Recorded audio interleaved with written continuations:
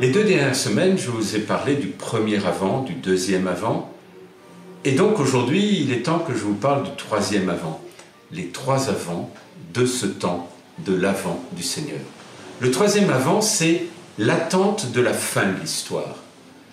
Je sais que lorsqu'on parle de la fin de l'histoire, ou du retour du Seigneur, de la parousie, il y a comme une peur qui se dessine sur certains visages, tellement on a joué sur, et on joue encore dans notre société, sur la fin du monde, l'expérience d'une destruction.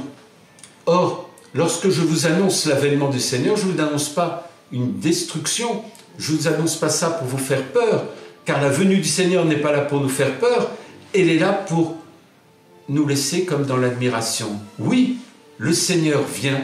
Oui, l'histoire n'est pas un éternel recommencement.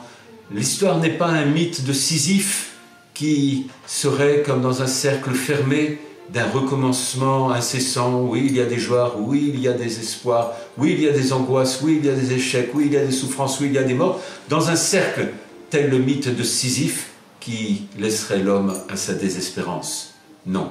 Le Seigneur vient, il y aura une fin de l'histoire. L'histoire a un début, l'histoire a une fin. Et cette fin, c'est la récapitulation de l'histoire.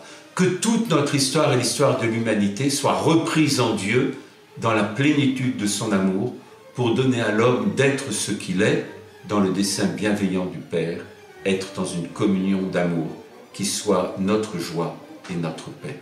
C'est ce troisième avènement que nous célébrons et que nous célébrerons le jour de Noël, en même temps que nous célébrons et que nous célébrerons cette venue au quotidien du Seigneur dans notre vie, et que cela sera célébré dans la joie et l'émerveillement d'un Dieu qui se fait homme en la nuit de la Nativité.